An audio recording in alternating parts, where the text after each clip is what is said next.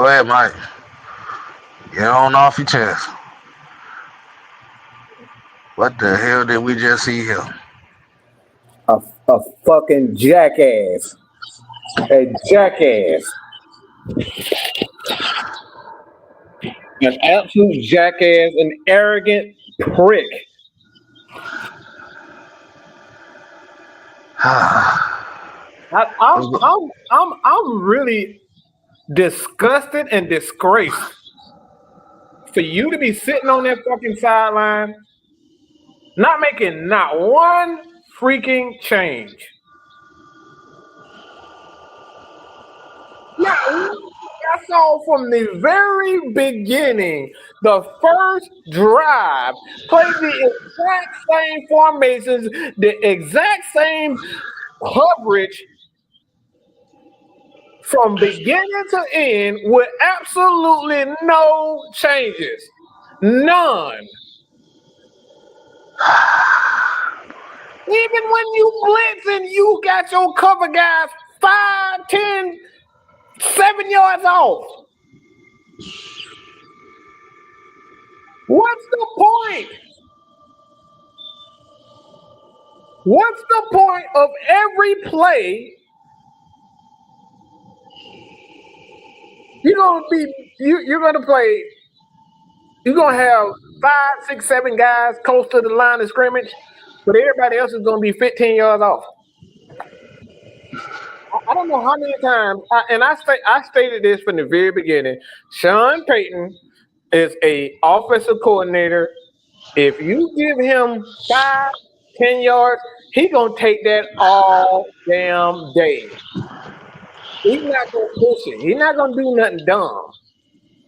He's gonna check it down, and they're gonna get into a rhythm, and he's gonna do that all game long. And this is exactly what. And this stupid jackass,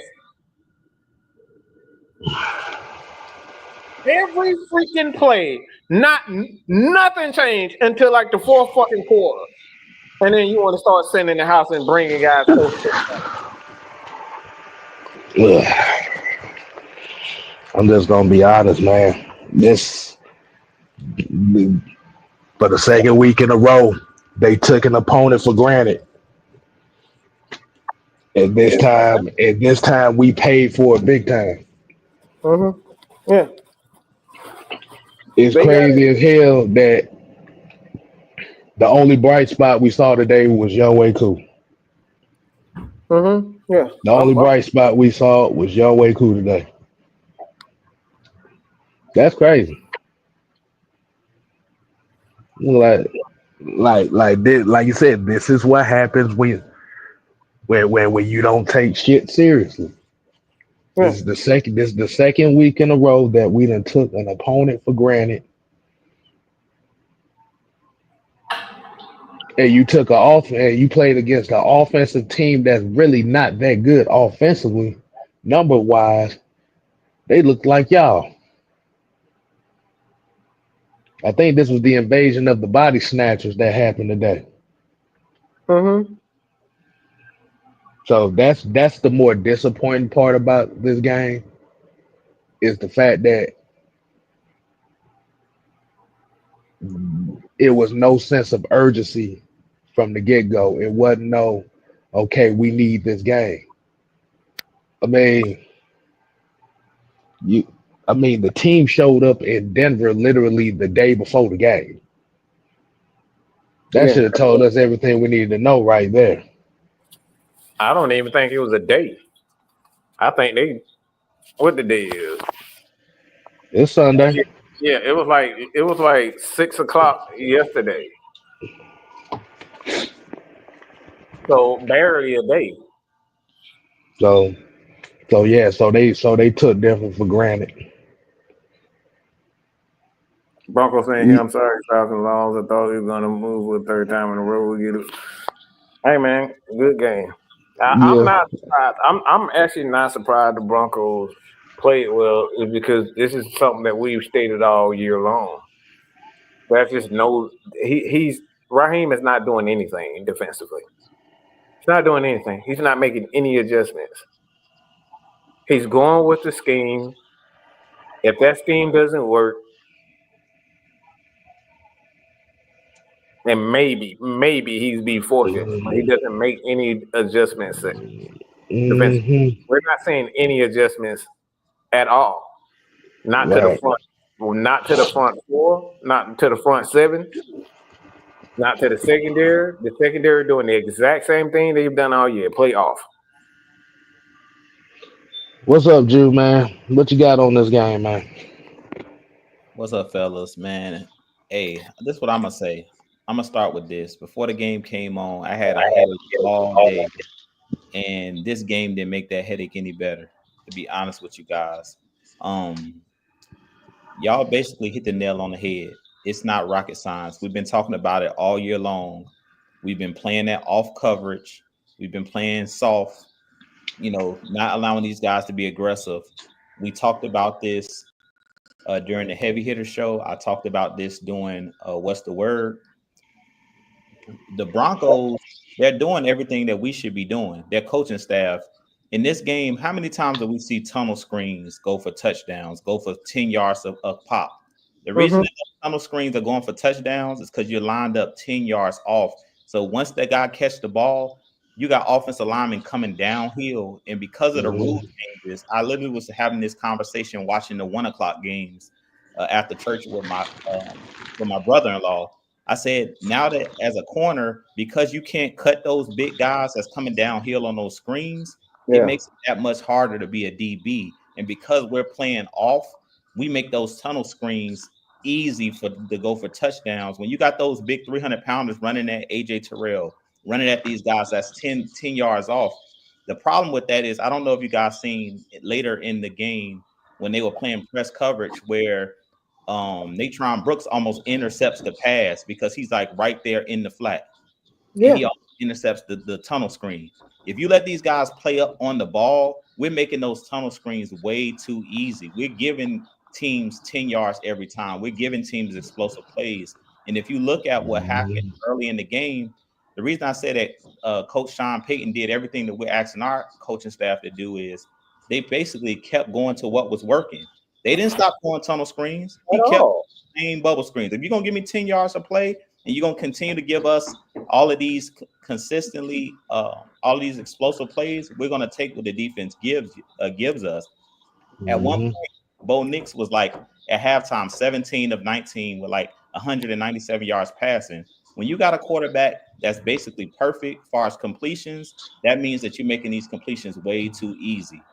What it's telling me is that we're not making adjustments, which I've been stating, we've all been stating since the first couple games. And what it's leading to is the teams then caught up to us. Because guess what? They got Exactly. 10 weeks worth of film to look at. They see that you're not making no adjustments. So every week for the opposing offense, it's a copycat league. They're doing the exact same thing on the opposing side. If you're not going to adjust, guess what we're going to see after the bye against the San Diego Chargers? They're going to come out and throw bubble screens. They're going to come out and throw the ball underneath. They're not going to take risks and throw the ball deep when there's no point. Why would I throw the ball deep when you're giving me 10 yards or you're giving me 8 yards every single time? I'm not Mm-hmm. going any. If you're not going to adjust, I'm not going to adjust. And that's basically what we're seeing.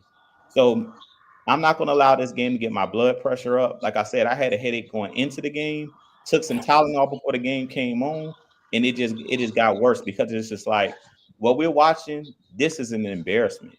To be honest, this is embarrassing for you to be in the fourth quarter and it's like 9 minutes in the game left and you putting guys in for mop-up duty.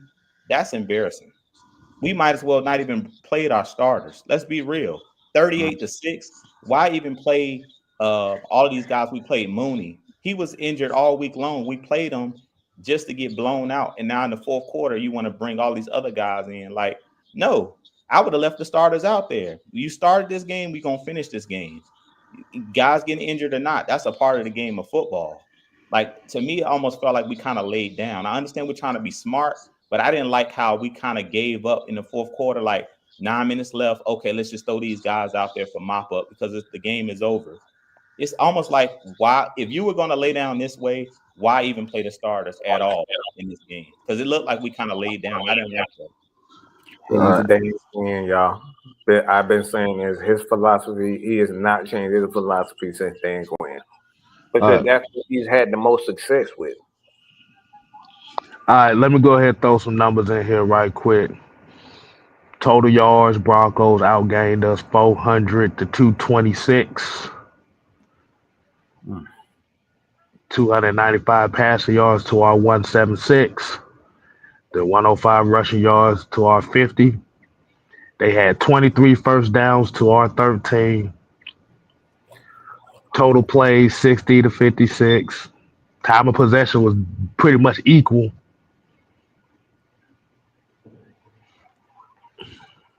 Allowed 4 sacks. So when you're looking at these numbers like this, time of possession pretty much 30 for 30 and 30, and a 4-play differential, that's letting you know that offensively we didn't get off on nothing. Defensively, we was giving up too much yak yardage. Way too much. You're making it easy. I mean, you just said it. Look, we got to stop pointing fingers. This is not Jimmy Lake's defense. Okay? I know you somebody want to point the finger at somebody, but this is Dan Quinn's defense. He's had the most success with Dan Quinn's defense. And he took that philosophy to the Rams. So he thought it was working.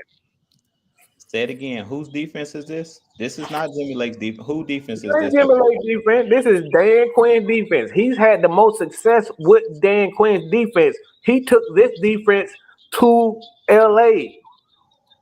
And what did I say? And what did I say in week 3, Mike, about Dan Quinn's defense and about the Rams? This ain't the Rams. This ain't the Rams. We don't have the guys up. We don't have the guy. For one, I keep telling people, in order to make the cover 3 work, you have to have a good 3 tech that can get immediate pressure.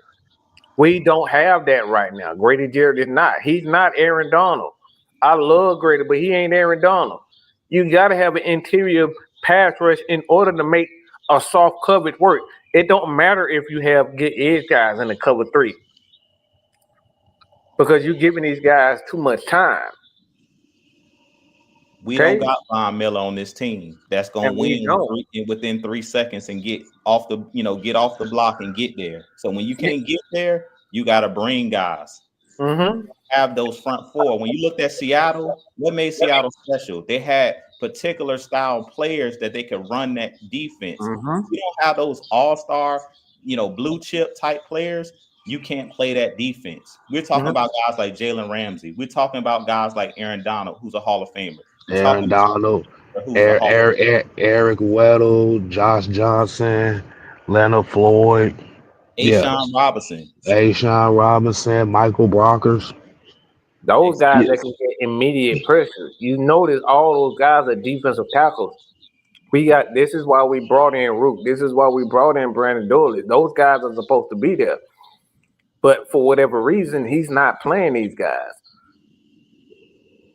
And this is why I say I go back to the arrogance. He's an arrogant prick right now. He's doing exactly what you were talking about with Arthur Smith. You see the problem, but you're so focused on your plan and your scheme that you're not making the necessary adjustments in game. The Falcons defense quit today. Okay? They quit. Which I think the whole team quit. I believe, yes. And look, bro, I've been saying this, and this is, again, I said this earlier. This is not me saying that he needs to be fired, but I don't want to hear no more rah-rah stories. To hell with all your rah-rahs. Look, all that persistence, bull crap, and stats of losers, I don't care. I don't care about none of that no more. Okay? We don't heard it from Mike Smith. We done heard it from Dan Quinn, and now we hearing it for this dude. I don't care nothing about your how arrogant you are in press conference, and you don't play, and everybody's smiling, and he's fun to be. I don't care nothing about that. Show me that you can make the necessary adjustments during the game. I don't want to hear nothing about your assistance or the problem. You shouldn't be the problem if you're the head coach, and if you're the problem, you need to be gone. Period. You think a guy like Bill Belichick is gonna sit back and watch his defense make the same mistakes over and over and over again? Hell no. And that's the problem. They play off coverage. They've been playing off coverage since week 1. Okay? And Jew has been talking about this. We've been talking about this. They're giving up touchdowns. And 3rd and 12. Why? Because you stated it. It's because you're giving these offensive linemen and these players a full steam ahead. You're giving these guys opportunity to get up to full speed within a few seconds.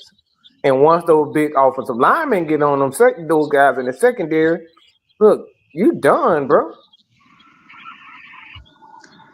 They gave up 2 touchdowns in the red zone with the same exact coverage, with the same exact screenplay.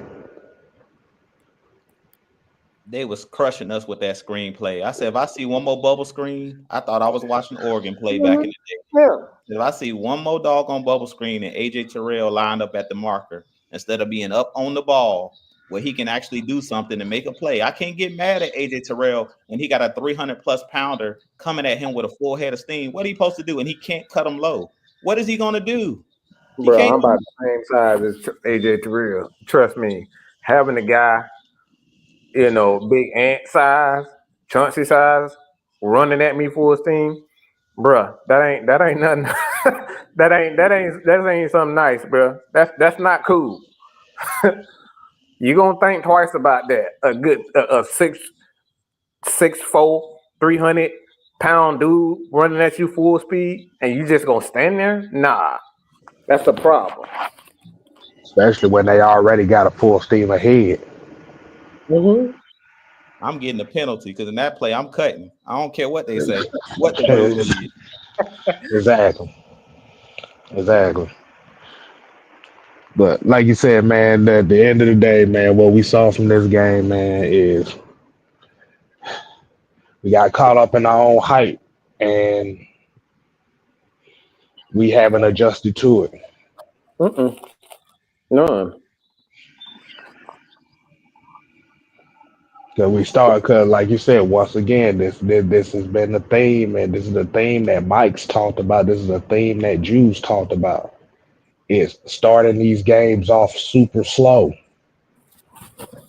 Offensively starting slow. Defensively starting like shit. Hell, that first touchdown they gave up. Why are they playing cover 6 when they got 10 yards to the goal line? Why are we playing cover 6? Everybody on the back of the pylon. Everybody. The line, but Nate Landman and Caden Ellis was sitting there on the letters in the end zone. And if I see him put dang on Judon in the middle of the field one more time, if I see him put Lorenzo Carter standing in the middle of the field, what are they gonna do standing in the middle of the field flat-footed? Nothing. We keep saying that. You heard John Abraham talked about it. Why linebackers, we have a bad linebacker play. They're getting caught flat-footed. Well, they're getting caught flat-footed because they're playing so much zone. Every time it seemed like we blitzed today and brought pressure, something positive happened. Did y'all notice that? Every single time I seen us bring pressure, it was either incomplete pass, you got pressure. So why don't you go back to that? Every time we did it, they did it occasionally. Maybe 5% of the time in this game, they actually sent pressure and they actually created a negative play. It wasn't a big explosive play. But for whatever reason, we go right back to stand 8 yards to 10 yards off the ball. And they went right back to it. Yeah. They had a couple of big plays. They had a couple of negative plays on blitz, and in the very next play, you go right back playing soft. And I told you guys on what's the word. When you do that, you give your offense, make them play perfect. You seen after that what happened with Kirk Cousins? The offense started to press. Zach Robinson stopped running the ball and started get the pass happen. Why? Because now you're behind the 8 ball. So now those guys start to press, and then that forces turnovers. That's why Kirk threw that pick. Guys started to press.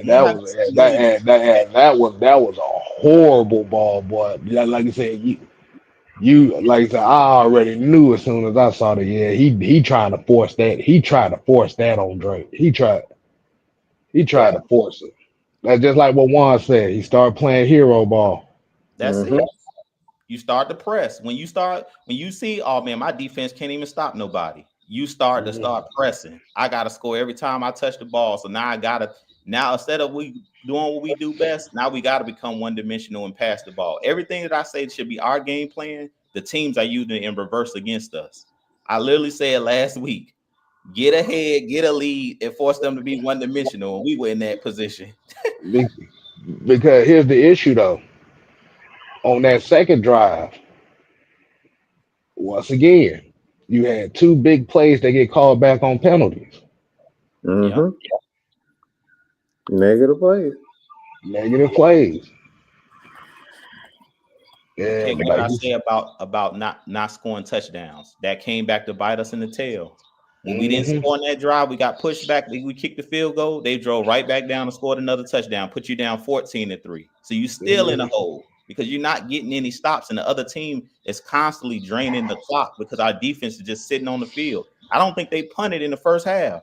They were running up and down the field, up and down the field. Up. I'm like, bruh, to me in the first half, I'm like, we don't make adjustments, this game is over because yes, our offense can put up points, but once they up 21-3, it don't matter if you match them point for point. They ahead. You're gonna have to get a turnover or a stop. yeah. I don't know if we got this one out. But he said the Falcons name quick to crown this team as a great team. This team average. I don't think this is an average team. I think we still have the capability of making a playoff run. But the thing is, it's just bad coaching. Bad you can, like no matter how much talent that you have, you can't overcome bad coaching. Bad coaching is gonna screw that up every time, and it's the arrogance. The Like greatest adversary for any team is them making mistakes, costing themselves games. mhm. The we have term the term the term the term is you can either be your greatest you could be yourself could be your greatest ally or you could be your greatest enemy. And today the Falcons were their greatest enemy. mhm. So thank you for the $5 chat, GD. Appreciate that. Appreciate that. But and the bad part and the crazy part about it is now you got the bye week is next week, so you got to eat this for a whole nother week. Mm-hmm. You What, a got week and a half or so of this? another week. You got to eat this for a whole nother week and a half. And for the second straight blowout or ass whooping you took, you threw in Junebug. So now you got to hear that.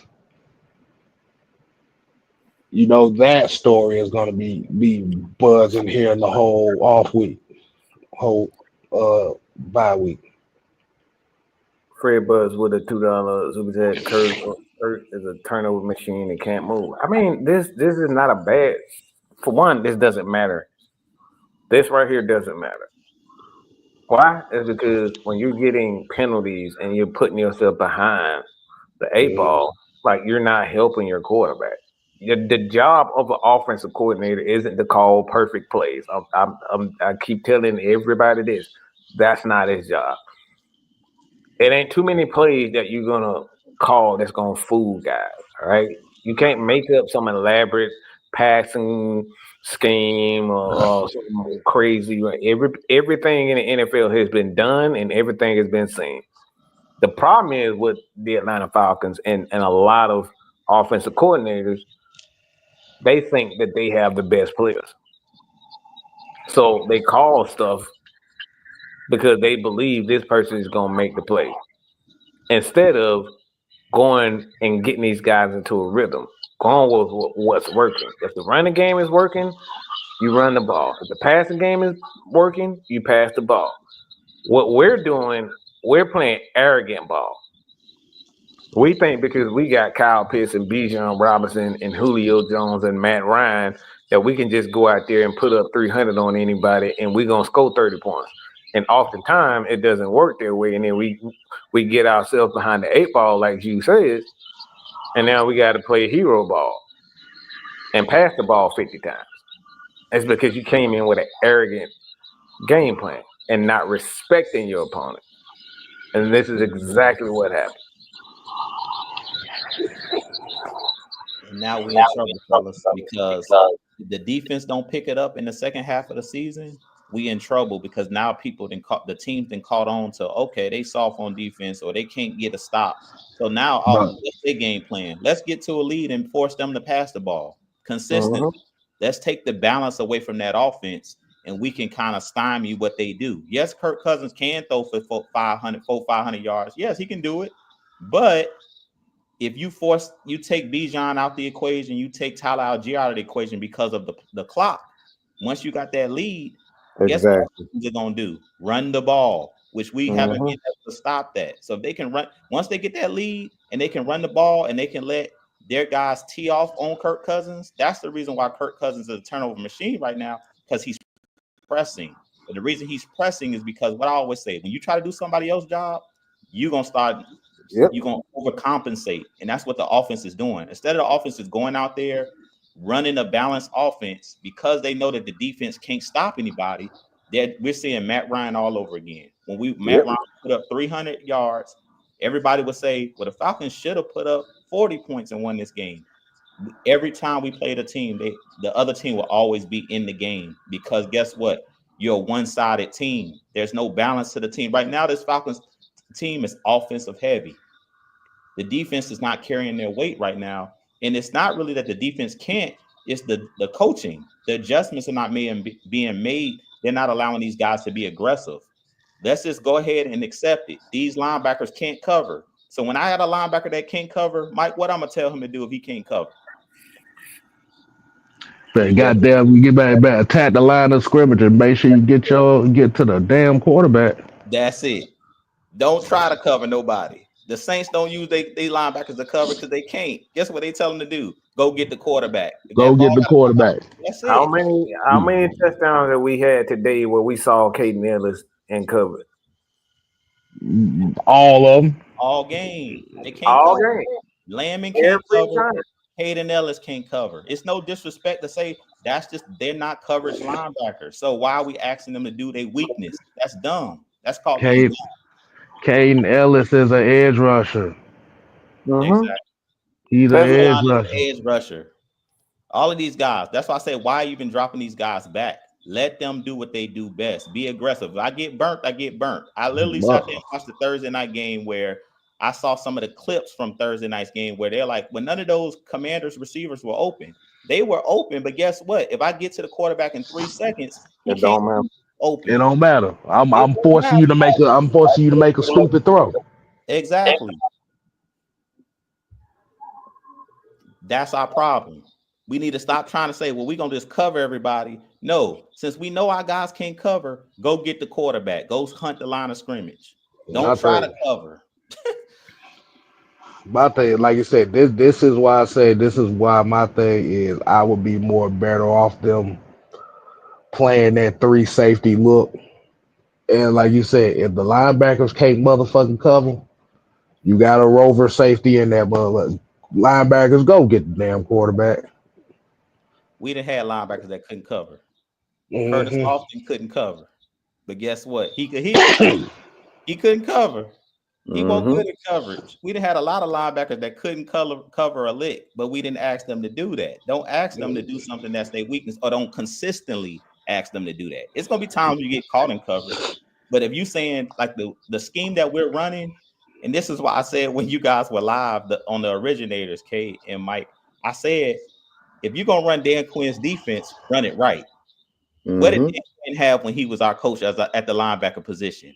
Linebackers that could cover. He had Deion Jones. He had athletic linebackers, light linebackers, because guess what? I want them to be covering all day, 90% of the time.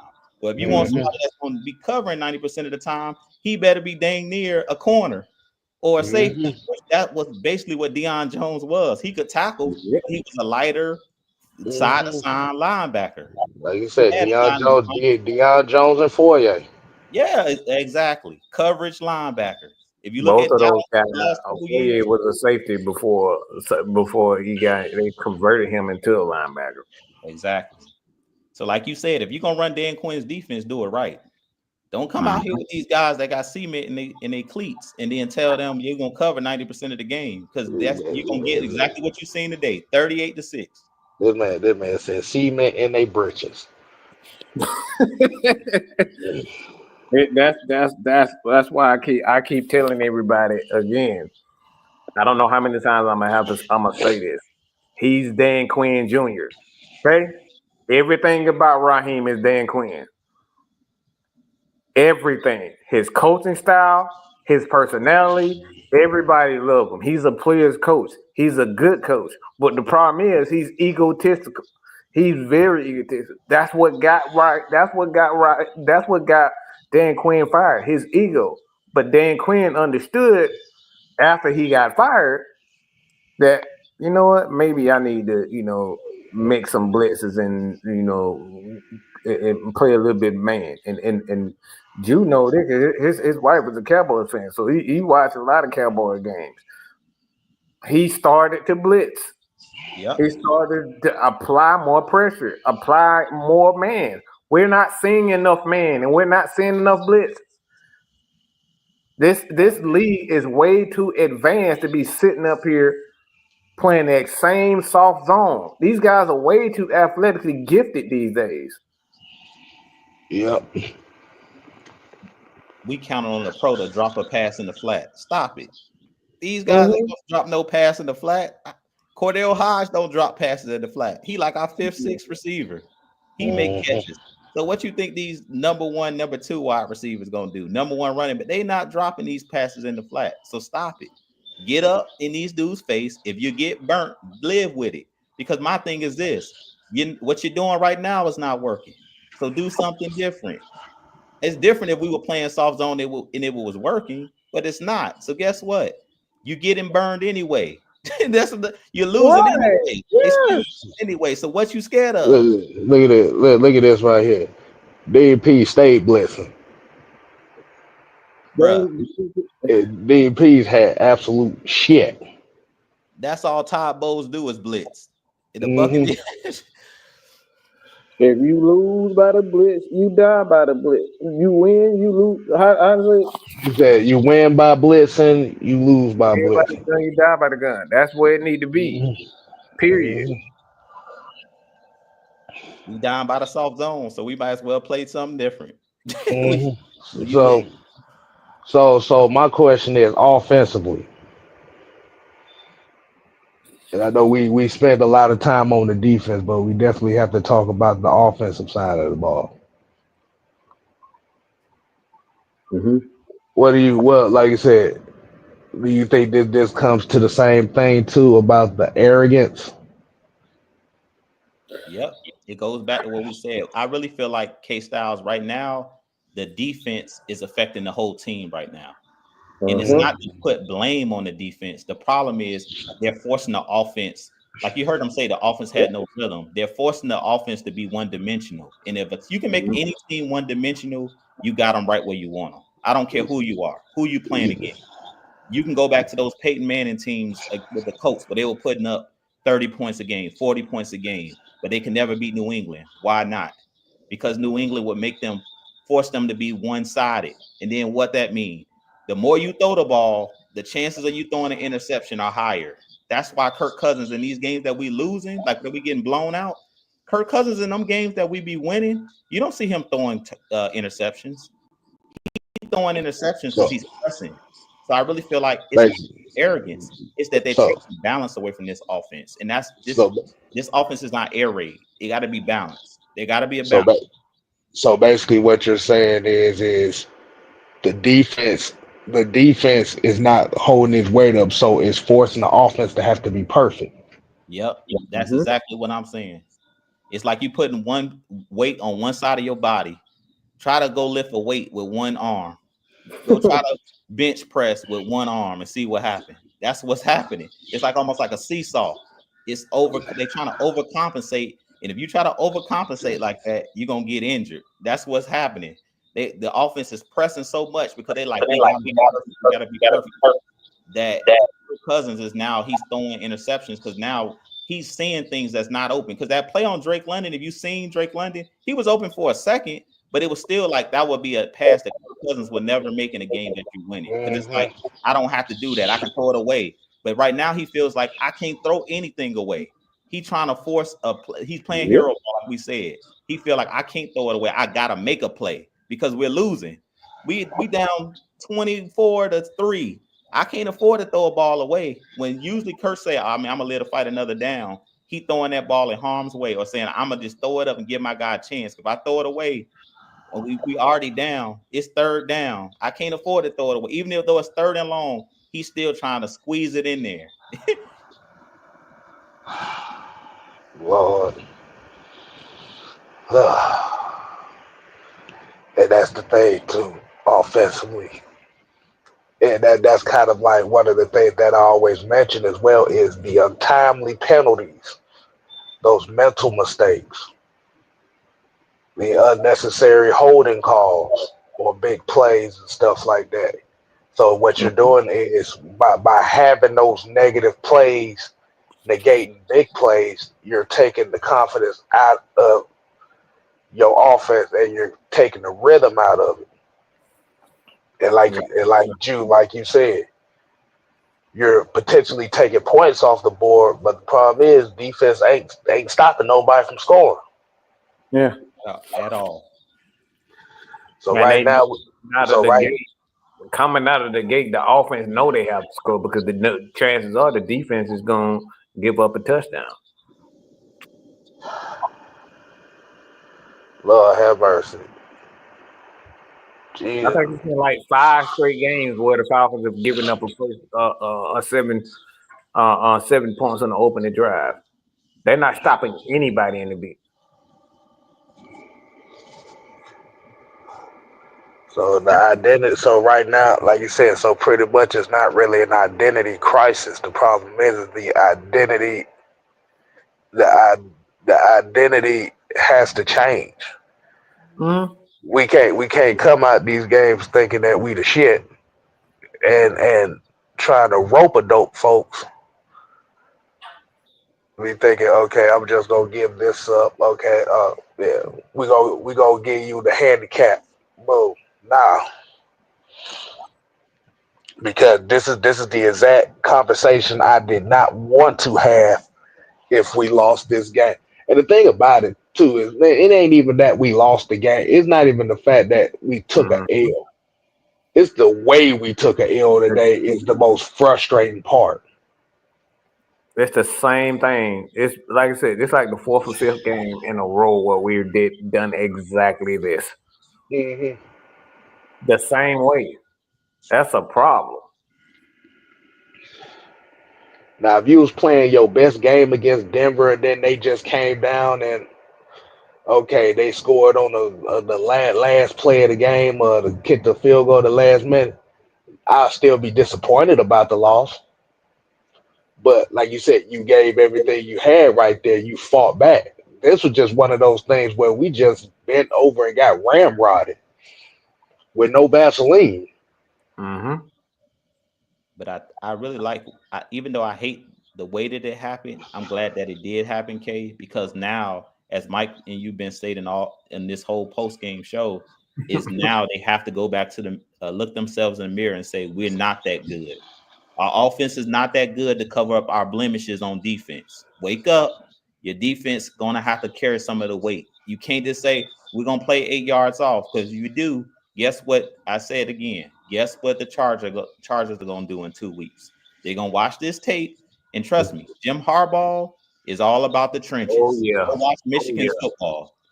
Mm-hmm. If you play off, they're going to run the ball. I'm telling you that right now. They're going to throw screen pass. They're going to be physical.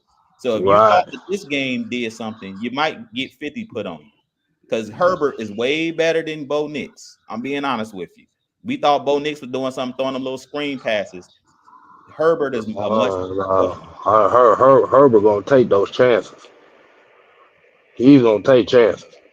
And Southside here said there were literally clips where we have Simmons lined up 20 yards off on 3rd downs in this game. Yeah, that's my frustration. for no reason. No aggressive. No reason. Because you ain't stopping nothing. Like I can understand, like I said, I understand if you were doing this stuff and it's like, okay, it worked, but it's not working. So you got to do something different. And that's why I say this bye week is coming at the perfect time because you get slaughtered. Now you go back. You don't burn this tape. Like, you know how I say you go burn the tape? No. We're not No, burning this. We're going to no, watch this tomorrow. no, Ain't no no, burning. no. We finna tie every last one of these players down.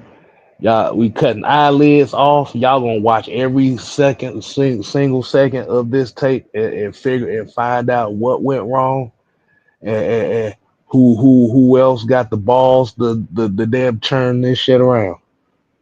And it's time for these players to speak up. Mike talked about Grady and all of these guys. It's Uh-huh. a player's coach, right? But he's so much of a player's coach. These guys, Judon, the leaders on this team, Jesse Bates. Jesse Bates actually played hard in this game. He actually still made plays. That one play where they gave him that catch, talking about it was a fumble. No, that was not. That was an incomplete pass. Let's Yeah. stop. That was incomplete. That was incomplete. That was some BS right there. I saw that. He made 2 plays in a row on 3rd down and 4th down. So Jesse Bates played his tail off, but Jesse Bates Close need to go to to the the coaches and line say, too. this is not working. Him and Grady, they need to go in Raheem Moore's office, corner him, and say, what we doing ain't working. So you need to make some adjustments. Whoever's making these calls, whether it's Jimmy Lake, they need to go into the office and say, look, the leaders on this team need to step up and say, this ain't working. This game plan ain't gonna work. It's scrap it. Let us put it together. This is what we need Exactly. to be doing because they know how to win. Jesse Bates been to a Super Bowl with the Bengals. Grady done been to a Super Bowl with the previous Falcons team in 2016. So they clearly see that this stuff ain't working. So because they know it ain't working, some of the other guys can't pull rank like that. But Jesse Bates, Grady, those guys, they can go to Raheem Morris and say, "Look, this ain't working, bro. I understand you know your ego and all of that, but you got to put that to the side. You seen what just happened to us out there on the field, and half of the issue is you. Let's just be honest. This ain't working. So sometimes the players got to speak up and take the bull by the horns and say, look, I understand, Rod, this is what you comfortable with, but this don't fit the players that you have on this team. You're gonna have to make the adjustments, whether that's taking one of those linebackers off the field and putting Richie in there. Whatever's best for the team, they got to speak up and tell Rod, this ain't working. We got to change. And the thing that's on me that I think is bullshit is that when he say I'm even kill even when we losing. I don't want to hear that shit. I don't want even kill coaches. My coaches don't care if he stand on the sideline with a straight face when you getting your head smashed in. Okay? I want my coach to even smile when we blowing somebody behind out. All this I'm even kill shit. Like, look, say that shit for somebody who cares. Cause I don't give a damn about none of that even kill bullshit when you getting your face smashed in. All right, that's nonsense. That's nonsense. I don't want to hear nothing about your persistence. I need to see it. I need to see persistence. I need to see change. And right now we're not seeing anything. There's literally nothing about this defense that's different from what Dan Quinn was doing. Nothing. The worst part about it is the worst part about it is you actually have better players. You got better players and we doing the same thing. Better players, but they're worse. But this is where it goes back to. You can have better players, but if they don't fit, are they really better players? Continuity plays a big part in a lot of this stuff. Our linebackers are way too big and way too I don't even think they have the IQ to be able to play the coverage that we need to play. That's for one thing. I don't think it's a matter of these guys aren't smart enough, but some people IQ in the run versus the pass are completely different. And I think these guys are smarter players when they're playing in the run. This is what I saw a couple of times where, and this is what frustrated me. I saw a couple of times these guys came up to the line And before this man even had the opportunity to step back and hike the ball, you got Caden Ellis and Nate Landman. They running. They already 5 yards before the ball even, and they still completed the ball. And he still completed it. You They got ran to the spot, and it ran to the spot before he even got the ball, and they still completed the ball. you got Caden Ellis guarding slot receivers. Like, what Good are luck. we doing? This like I said, this ain't got nothing to do with the player. This is arrogance and ego. You are reluctant to change it. So this man, I'm gonna say this, and I kind of put it out there, but it just seems like for whatever reason, man, he brought. I'm seeing a trend with a lot of coaches now, Kill and Jude, is that a lot of these coaches they bring in a lot of offensive coordinators and defensive coordinators they can control. They don't want guys that come in that can tell them no. Because you brought in Zach Robinson, you brought in Jimmy Lake. Both of those guys won't tell you no. Why? Because they just look. They want an opportunity. They looking for an opportunity. You see what happened with your boy Mike Tomlin? He brought in a veteran guy. Like Arthur Smith is a pretty damn good offensive coordinator. Head coach probably not, but like he's known, and he letting this man do what he want to do.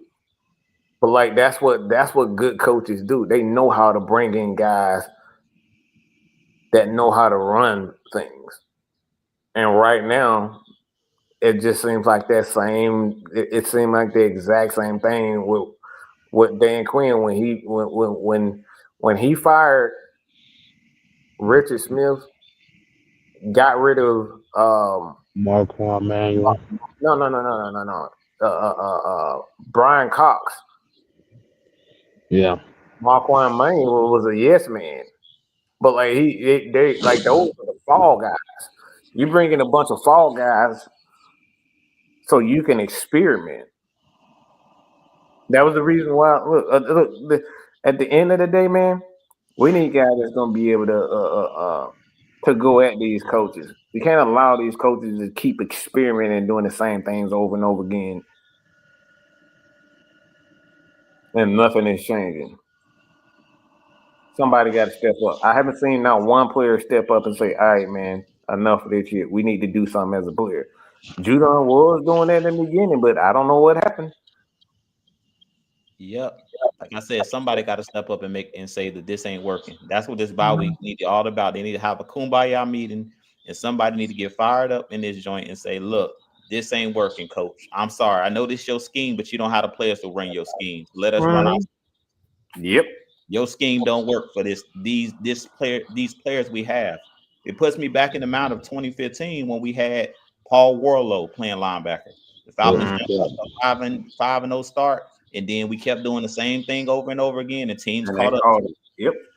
It's the same thing happening right now. Teams know what we finna do, and they ready for it. So if you don't adjust, you're gonna pay the price. That's what we doing right now. The teams that caught up. I don't care how good your offense is. It has to be a balance. At the end of the day, there has to be balance. This right now, this Falcons team could beat anybody, and we can lose to anybody. The way that we playing. That Saints game was a wake up call because the Saints are not a good team. Oh shit. Excuse me. Oh man, I ain't got any. I ain't got anything else to say about this, man. Shoot, I got any final words? I got. My final words is this: make the proper changes, or else.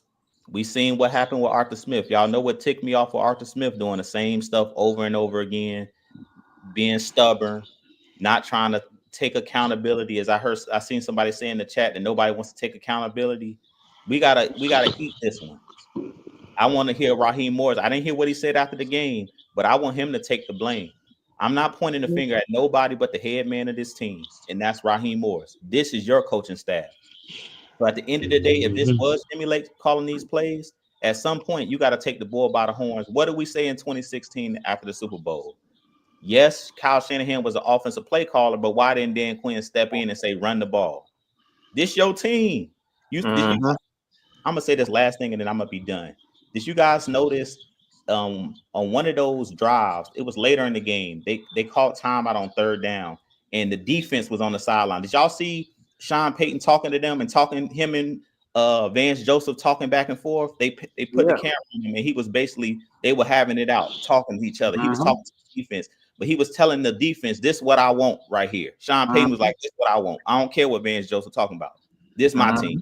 Yes, he's on my coaching staff, but he kind of like pulled rank and was like, look, they were going at it, talking back and forth. And he was telling him, I guess, whatever they were getting ready to run, Sean Payton didn't like it because he called a timeout on third down. Yep. That's what I want to see with this team. Somebody got to step up. And as the leader, Raheem Morris, I'm looking squarely at him. When we lost that Super Bowl, yes, I was mad with Kyle Shanahan, but I was more upset with Dan Quinn because it was his job. Just like Pete Carroll not running the ball on a 1 yard line with beast mode. He had to eat that one. Same thing with Raheem Morris. He got to step up, and if he don't step up, somebody on this team will have to step up and tell him, look, it ain't working. Because the guys that's under him, as Mike was talking about, they may be scared to step up and say, look, we need to adjust. He might fire them off his staff. He might fire them. But he can't get rid of Grady. He can't get rid of these guys on his staff that's already under contract. He can't do nothing to Jesse Bates. All that Jesse Bates done, they can't do nothing. Jesse Bates can all out cuss him out. He can't do nothing at this point. No. You ain't got no pull with the players here. Exactly. And Jesse Bates did enough as far as the plays he done made, just being in the line of the last 2 years. He should have full range to say whatever he need to get out the vent. Whatever he need to tell the coaching staff and these players, he should have full range to say whatever he need to say. Oh Lord, William Paul talking about he ran from the press conference real quick. Oh Lord, I don't need to hear that. That's all I got, K Styles. Like I said, before I get too fired up, it is what it is. We seen this last year. I told you guys last year when they benched Desmond Ritter. What I tell you guys, that was the last straw that broke the camel's back. I told y'all that last year. I said Arthur Smith out of here. I told y'all that after that, it's the same thing with Raheem Morris. I don't think that he's out of here, but we better see some adjustments in the second half of the season after this bye week, or this division is gonna get tighter than people think it is. Because these other teams are not that far behind us. Now that we dropping games, the Saints are 4-6, I think. 4-6. Yeah, the Bucks are still playing hard, even though they lost players. The difference between the Bucks and our team right now, the Bucks are well coached. Look at the Bucks team; they done lost two of they best players. Basically, they lost Evans and Godwin, and they literally played us down to the wire, and they played the Chiefs down to the wire. Should have beat the Chiefs. The difference is coaching. That's the difference. You give this team the coaching staff over there with the Bucks, we would be winning these games. I'm just being honest. With better coaching, these games that we're losing, we would have won. This team should easily have won at least 7 to 8 games by now, based off of our schedule and based off of the weapons that we have on this offense and on this defense. We're not using the defensive players and using them in a proper manner, and that's the reason why you're seeing what you're seeing. So he making this team look a lot worse than it is. As Mike said, it ain't a lack of talent. It's a lack of coaching and making the proper adjustments. This fucking cow, my bad, but this coward is going to sit up here and say, and see, this is such a sucker move. This dude said that some of the screens may have got them or got them out away from blitzing, and that's such a fucking lie. That is such a lie. For him to sit up here and say some of the early blitzes. All right, hold on. Here it goes.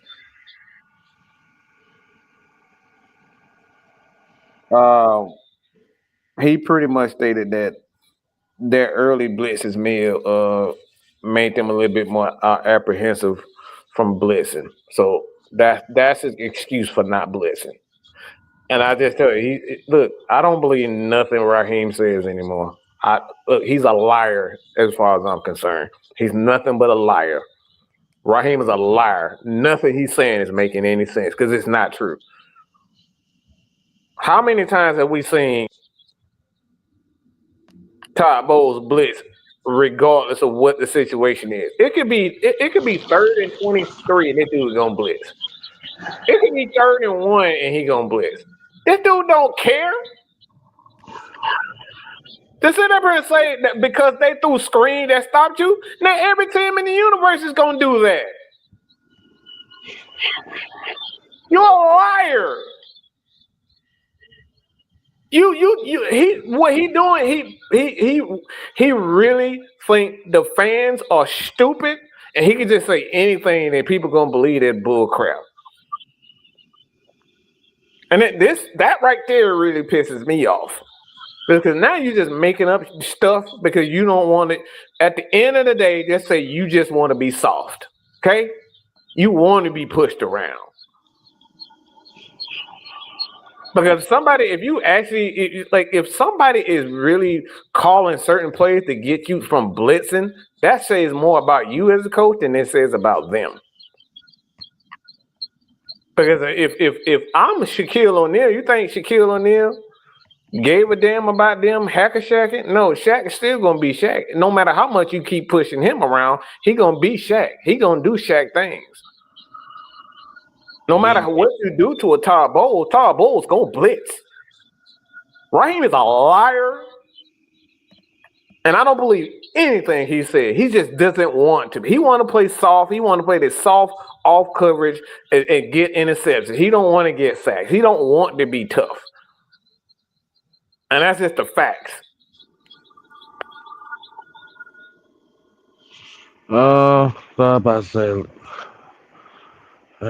I ain't really got nothing else to say on this, man. So I believe we gonna let y'all have the rest of y'all nights. What if the coach gonna be coming on giving the part 2 of this? Like you said, man. Unfortunately, the Falcons came up with an L. So we gotta eat on. We gotta sit on this and eat it for another week. And hopefully, well, I ain't gonna say hopefully, they better make the adjustments because the thing about it is the difference between Raheem Morris's first year and Arthur Smith's first year. Arthur Smith took a team that nobody thought was any good. Raheem Morris took over.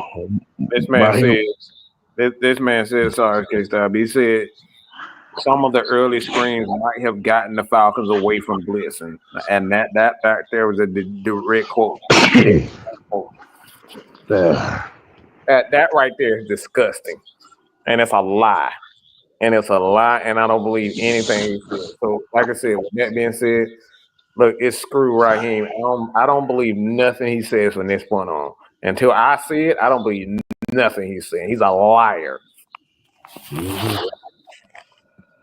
So this is the biggest difference as to why people are going to be looking at Raheem Morris a little bit differently than what they did with Arthur Smith. Raheem Morris took over a team that was expected to do something. You made the moves that you was expecting this to be a playoff team. Arthur Smith took over this team. This team was a shit show. So Raheem, Jimmy Lake, Zach Robinson, y'all know what y'all got to do. Because the one thing you don't want to do is you do not want to lose this fan base. Because and Raheem should know this. You'll lose this fan base real quick.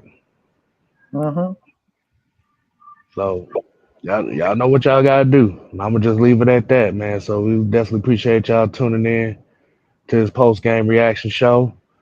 I'm your boy 6 and K, Utah Sports, Mad Mike Sports. Make sure you go ahead and subscribe over to the Heavy Hitters Live.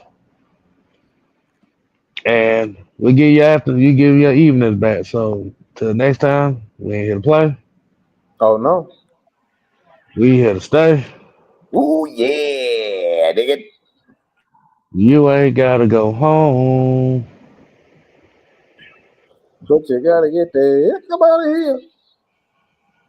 We don't want to hear no excuses. You got the bye week to get it right. Get it right.